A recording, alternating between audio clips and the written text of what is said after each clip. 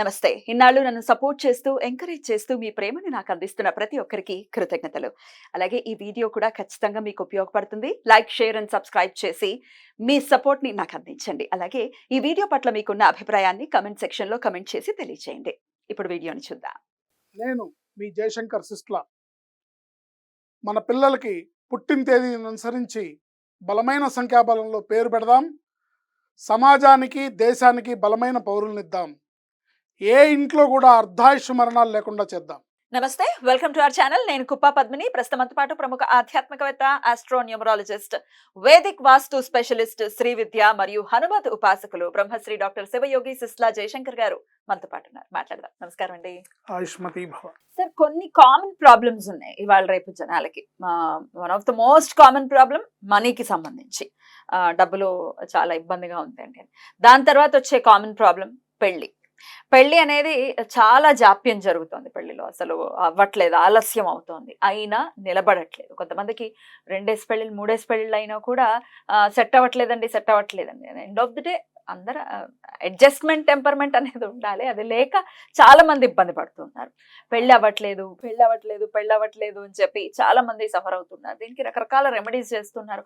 కొంతమందికి సెట్ అవుతున్నాయి, కొన్నేమో ఏంటండి ఎన్ని రెమెడీస్ చేసినా పెళ్లి మాత్రం సరైన వివాహం అంటే సరైన సమయం ఉంది ఇప్పుడు, కానీ అవ్వట్లేదు. పిల్లలకి పెళ్లిళ్ళు అవ్వట్లేదు అని తల్లిదండ్రులు బెంగ పెట్టుకునేటటువంటి పరిస్థితి. ఇట్లా అన్నిటికీ చెక్ పెట్టాలి అంటే ఏం చేయాలి సార్? ఎన్ని రెమెడీస్ చేసినా అవ్వట్లేదు అనుకునే వాళ్ళ కోసం చెప్పండి. రెమెడీస్ అనేది మన కష్టంలో అన్ని మనం కరెక్ట్గా ఉండి మనకి పలానా కష్టం వచ్చింది, దాన్ని ఎలా దాటుకోవాలి అని. అసలు యాక్చువల్గా చూస్తుంటే కనుక రోజు రోజుకి కుటుంబ వ్యవస్థ అనేది పతనం అయిపోతుంది. ఎప్పుడైతే ఉమ్మడి కుటుంబాలన్నీ విడిపోయి ఉమ్మడి అన్నదమ్ములు కలిసి ఉంటాం, కుటుంబం అంతా కలిసి ఉంటాం, విడిపోయి ఎవరిది వాళ్ళు తలా ఒక బెడ్రూమ్ 3 బెడ్రూమ్లోనూ ఉంటాం మొదలుపెట్టారు. అప్పటి నుంచి కూడా ఈ వ్యవస్థ అట్లా మారుతూ నెమ్మదిగా వీటన్నిటి పరిణామాలు అవన్నీ ఇది ఒక రోజులో సంభవించింది కాదు. అట్లీస్ట్ ఒక 3 decades అనుకోవచ్చు. 3 decades నుంచి 4 decades నుంచి 1965, 70 నుంచి లెక్కేసుకోవచ్చు మనం. సో ఉమ్మడి కుటుంబాలు పోయి న్యూక్లియర్ కుటుంబాలు రావడం, ఎవరిది వాళ్ళు నాది అనుకోవడం, ఇది నా రూము, ఇది నాది, ఈ బెడ్ నాది అని అనుకోవడం. పూర్వకాలం అలా ఉండేది కాదు. 100 మంది ఉన్న కుటుంబం ఒకే ఇంట్లో ఉండేవాళ్ళు. ఒకేసారి లేచి ఒకేసారి భోజనం చేసి మనం సినిమాల్లో అప్పుడప్పుడు చూస్తూ ఉంటాం. కానీ ఇవాళ 100 మంది. మా కుటుంబం, మా నాన్నగారు వాళ్ళు 7 అన్నదమ్ములు. అందరు కలిసి ఉండేవాళ్ళు. 7, 14 వైఫ్ అండ్ హస్బెండ్ అందరూ 14 పిల్లలు వచ్చిపోయే చుట్టాలు, మా నాయనమ్మ వైపు చుట్టాలు, మా తాతయ్య వైపు చుట్టాలు. అసలు పండగే డైలీ. న్యూక్లియర్ ఎవరికి వాళ్ళు అయిపోయి ఇవాళ ఒక కుటుంబ సభ్యులే ఒక ఇంట్లో వాళ్ళే ఒక చోట ఉండే పరిస్థితి లేదు. పైగా అంత పెద్ద సంతానం కూడా లేదు. 2 లేక 3 అన్నారు. దాంట్లో కూడా ఆడపిల్లల్ని చాలా మందిని చిదిమేశారు, పురిట్లోని చిదిమేశారు. ఇవాళ ఆడపిల్లలు లేరు, చాలా షార్టేజ్ ఉంది. 10 మంది మగ పిల్లలకి 6 ఆడపిల్లలు ఉన్నారు. అది భవిష్యత్తులో ఇంకా ఇంక్రీజ్ అయ్యి ఇంకా ఇబ్బందికరమైన పరిస్థితికి మారుతుంది. సో ఆడపిల్లలకి డిమాండ్ ఎక్కువ ఉంది. కన్యాశుల్కాలు రాబోతున్నాయి. అట్లాగే వీళ్ళు ఆడపిల్ల తన కాళ్ళ మీద తను నిలబడాలి, తన కాళ్ళ మీద తను స్వతంత్రంగా ఉండాలి, ఏ ఒక్కళ్ళ మీద ఆధారపడకూడదు అనే ఉద్దేశంతో పెద్ద చదువులు చదివించడంతో కల్చర్ మారిపోయింది. ఆడపిల్లకి ఎప్పుడైతే ఆర్థిక స్వతంత్రం వచ్చిందో, నేను తప్పు పట్టను కానీ అది ఉండాలి, బట్ ఏదైనా సరే కుటుంబ వ్యవస్థ అనేది ఎప్పుడు కూడా విచ్ఛిన్నం అవ్వకూడదు. కుటుంబ వ్యవస్థ విచ్ఛిన్నం అయితే ఇబ్బందికరంగా మారుతుంది. సో ఏమవుతుంది, ఆడపిల్లకి ఎప్పుడైతే స్వతంత్రం వచ్చిందో ఒక మాట అంటే పరిస్థితి వాళ్ళకు ఉండదు. సో అనాల్సిన పరిస్థితి తెచ్చుకోకూడదు, అనే సిచ్యువేషన్ వీళ్ళు తెచ్చుకోకూడదు. ఒకళ్ళనొకళ్ళు అర్థం చేసుకొని ముందుకు వెళ్తూ ఉండాలి. ఎవరితోనైనా సమస్యలు ఉంటాయి, ఏ ఇద్దరి మధ్యనైనా సమస్యలు ఉంటాయి, ఉండకుండా ఉండవు. సమస్య ఉంటుంది, దాన్ని కూర్చొని సార్ట్అవుట్ చేసుకోవాలి, కూర్చొని మాట్లాడుకోవాలి. మెయిన్ ఒక కుటుంబ వ్యవస్థ మీద గౌరవం ఉండాలి. ఒకప్పుడు 2వ వివాహం అంటే ఎక్కడో జరిగేది, వాళ్ళని వింతగా చూసేవాళ్ళం. వీటి 2వ పెళ్లి చేసుకున్నాడు రా, ఈ అమ్మాయి 2వ పెళ్లి చేసుకుందని ఎక్కడో ఉండేవి. ఇప్పుడు ఏమైపోయింది, పెద్ద లెక్కలేదు. ఒక్క పెళ్ళే ఎక్కడో అయిపోయింది. ఆయ్.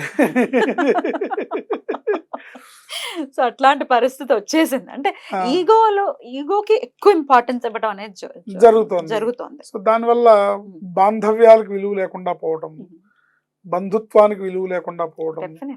సమాజంలో నాకేంట్లే, ఎవరేమనుకుంటే నాకేంట్లే అనే తత్వం పెరిగిపోవడం వల్ల ఇదంతా జరుగుతుంది. Correct. సో ఇవన్నీ మంచి పరిణామానికి దారితీసే పరిస్థితులు కాదు. చూడండి, రాను రాను రాను రాను కుటుంబాలు చిన్నవైపోయినాయి. అక్కడి నుంచి పిల్లలు ఎవరి దారిని వాళ్ళు ఉండటం, ఎవరు ఇష్టం వచ్చినట్టు వాళ్ళు చేయడం, సాఫ్ట్వేర్ జాబులు చేసే పిల్లలు ఎక్కడో, వీళ్ళు విజయవాడలో ఉంటే పిల్లలు బెంగళూరులో ఉద్యోగం చేస్తారు, లేకపోతే అమెరికాలో ఉద్యోగం చేస్తారు. అక్కడ వాళ్ళు ఏం చేస్తున్నారో తెలియదు. సో ఎప్పుడో పెళ్ళి అనుకుంటారు, ఎప్పుడో అనుకుంటారు. అసలు వివాహం చేసుకోవాల్సిన అవసరం ఉందా అనే ప్రశ్న కూడా నన్ను 2-3 ఆడపిల్లలు వేశారు ఈ మధ్య. Living గురుగారు together is best అనా? గురుగారు మా అమ్మ నాన్న వాళ్ళు తాపత్రయపడుతున్నారు పెళ్లి కోసం అని. బట్ నాకంత ఇదేం లేదు, అంత అవసరం ఉందంటారా, పెళ్లి చేసుకోవాల్సిన అవసరం ఏముందని అడుగుతున్నారు living together is best option అని అనుకుంటా. అంటే ఆ కల్చర్ వచ్చేస్తుంది. అది అది మంచి పరిణామం కాదు, సమాజానికి అది శుభ పరిణామం కాదు. Correct.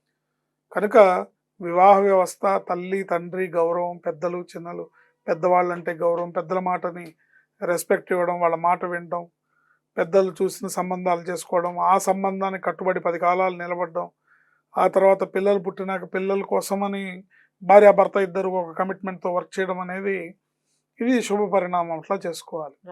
ఏదేమైనప్పటికీ వివాహం కావాలి అనుకుని జాప్యం అవుతున్న వాళ్ళకి అనేక రకాల కారణాలు ఉంటాయి. మనం అనేక రకాలుగా వాటికి రెమెడీస్ చెప్పుకుంటూ వస్తున్నాం.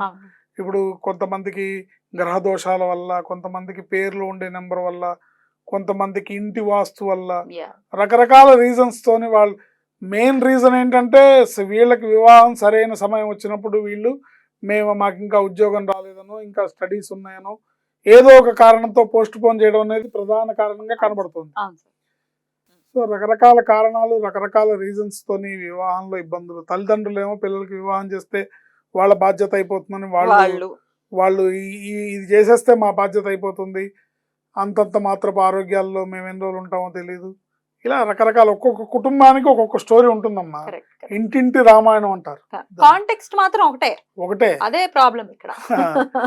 సో ఈ రోజు మనం ఒక అద్భుతమైన పరిష్కారం గురించి చెప్పుకుందాం. వివాహంలో జాప్యాలు అవుతున్నా, సంబంధాలు కుదరకపోతున్నా, ఒక అద్భుతమైన చిన్న బుక్, శ్రీ పద్మావతి పరిణయం. దీన్ని పారాయణ చేయడం వల్ల వివాహంలో ఉన్న ఆటంకాలన్నీ తొలగిపోతాయి. చాలా మందికి ఇది జరిగింది. ఈ బుక్ ఒక 55 పేజీల పుస్తకం. దీన్ని ప్రతి శుక్రవారం పారాయణ చేయడం ద్వారా ఆ లక్ష్మీ శ్రీనివాసుల కటాక్షంతోని వీళ్ళకి వివాహంలో ఉన్న అడ్డంకులన్నీ తొలగిపోయి, ఎటువంటి గ్రహస్థితి ఇబ్బందికరమైన పరిస్థితులున్నా ఆ గ్రహస్థితి ఇబ్బంది తొలగిపోయి స్వామి అమ్మవార్ల కృపతోని వాళ్ళకి చక్కటి వధువులు, అంటే అబ్బాయి కోసం మీరు ప్రయత్నిస్తుంటే మంచి వరుడు వస్తాడు, అమ్మాయి కోసం ప్రయత్నిస్తూ ఉంటే మంచి అమ్మాయి కోడలుగా వస్తుంది, వధువు వస్తుంది. చక్కగా ఈ పుస్తకాన్ని మంచి రోజు శుక్రవారం నాడు పారాయణ ప్రారంభించి ఒక 9 శుక్రవారాలు కనుక మనం పారాయణ చేస్తే, దీనికి పెద్దగా మీరు పూజా పునస్కారం కూడా చేయక్కర్లేదు. వెంకటేశ్వర స్వామి ఫోటో, లక్ష్మీ పద్మావతి, అలివేలు మంగమ్మ, వెంకటేశ్వర స్వామి ఉన్న ఫోటో దగ్గర 2 పుష్పాలు పెట్టి, కాస్త వాళ్ళకి ధూపదీపం పెట్టి, మీకు తగిన నివేదించి, మనస్ఫూర్తి ఇక్కడ కావాల్సింది ఏంటంటే భగవంతుడికి కావాల్సింది మీరు పెట్టే గుండిగలతోని నివేదనలు కాదు.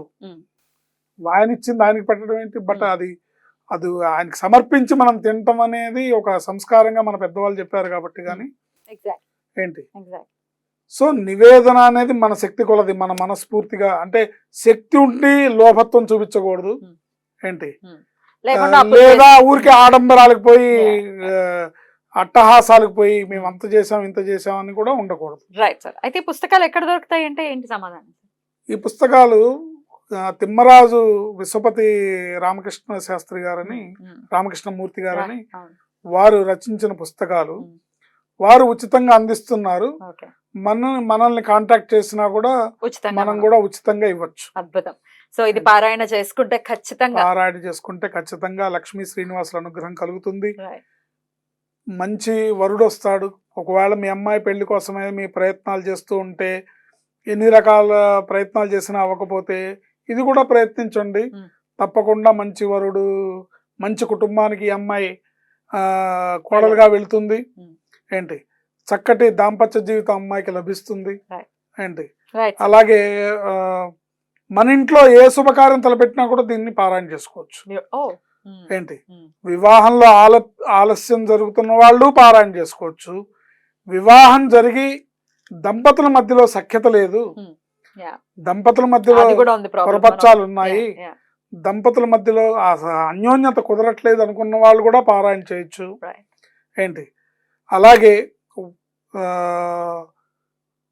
యేసు ఒకవేళ వాళ్ళు గృహం నిర్మించుకోవాలనుకున్నారు, లేదా వాళ్ళు ఏదో అపార్ట్మెంట్ కొనుక్కున్నారు, ఏదన్నా కానీ మీ ఇంట్లో ఒక శుభకార్యం ఉందంటే దీన్ని పారాయణ చేసుకోవడం వల్ల Right. శుభ ఫలితాలు వనగొడతాయి. అద్భుతం. ఇందులో ఎటువంటి సందేహం లేదు. అద్భుతం. ఇప్పుడు కొంతమంది కాలమాన పరిస్థితుల రీత్యా ఎర్లీగా డైవర్స్ అయిన వాళ్ళు ఉంటారు. వాళ్ళు సెకండ్ మ్యారేజ్ చేసుకోవాలని చూస్తుంటారు. మనం ఎంకరేజ్ చెయ్యం, చెయ్యరు. కానీ కానీ జీవితంలో ఒకవేళ వాళ్ళ ఆగిపోకూడదు జీవితంలో కదా. వాళ్ళకు ఒక తోడు కావాలి, వాళ్ళకు ఒక ఇబ్బందిగా ఉంది, నా నేరం ఏమీ లేకపోయినా నేను బాధపడుతున్నాను, నాకు బాధింపులు. ఈ బాధితుడుగాను ఉన్నాను అనుకున్న వాళ్ళు ఈ పారాయణ చేసినా కూడా Right. వాళ్ళ జీవితంలో గతంలో జరిగిన దుస్సంఘటనలన్నీ పోయి చక్కటి శుభ పరిణామాలతో మళ్ళీ మంచి వివాహం జరిగే అవకాశం ఉంటుంది. ఒకవేళ నాకు ఈ జన్మలో నాకు మళ్ళీ అలాంటి ఆశ లేదండి అని అన్నా కూడా అట్లీస్ట్ మీకు వచ్చే జన్మలో ఉన్న ఇలాంటి జాతకం వల్ల దాంపత్యంలో జీవితంలో ఇబ్బందులు కలగకుండా ఉంటాయి. Right. కొంతమందికి వాళ్ళు ఎంత ఇదిగా ఉన్నా ఎర్లీ స్టేజ్లో వైధవ్యం ప్రాప్తిస్తుంది. అలాంటి వాళ్ళు ఈ పారాయణ చేసుకుంటే వాళ్ళు గనక ఈ జన్మలో వివాహం చేసుకోవాలనే కోరిక ఉండి వాళ్ళకి అవసరం ఉంటే గనక తప్పకుండా వాళ్ళకి ఈ జన్మలో ఆ కోరిక నెరవేరుతుంది. లేదు అంటే మీరు భగవంతుడి చరిత్రగా మీరు చూసుకున్నట్టయితే ఈ పరిణయ గాథని, పద్మావతి పరిణయ గాథని మీరు కనుక పారాయణ చేసినట్టయితే వచ్చే జన్మలో మంచి వైవాహిక జీవితంతో, మంచి దాంపత్య జీవితంతో ఆశీర్వదింపబడతారని చెప్పడంలో ఎటువంటి సందేహం లేదు. ప్రతి శుక్రవారం చేసుకోవచ్చు. విశేషమైన కార్యక్రమం ఉన్నప్పుడు మీరు స్వామివారికి దండం పెట్టుకొని విశేషంగా 9 వారాలు పారాయణ చేయడం అనేది అత్యంత శ్రేయోదాయకం. అట్లాగే స్వామివారి పద్మావతి అమ్మవారి కళ్యాణం జరిగింది వైశాఖ శుద్ధ దశమి.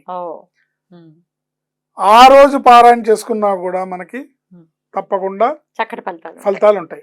దీన్ని పారాయణ చేసుకొని మీకు ఫలితం వచ్చినాక టీవీ ఆఫీస్ కి కూడా రావచ్చు. మీరు అసలు ఫస్ట్ కాల్స్ చేసి రిజిస్టర్ చేసుకోండి. ఎవరెవరికి కావాలో మనకి అర్థమవుతుంది కదా, ఎంతమందికి కావాలి, ఎక్కడున్నారు, ఏంటి అనేది తెలియజేస్తే ఖచ్చితంగా ఈ బుక్స్ ని ఉచితంగానే అందించడం జరుగుతుంది. Right sir, thank you so very much sir. నమస్తే. ఆయుష్మతి భవ.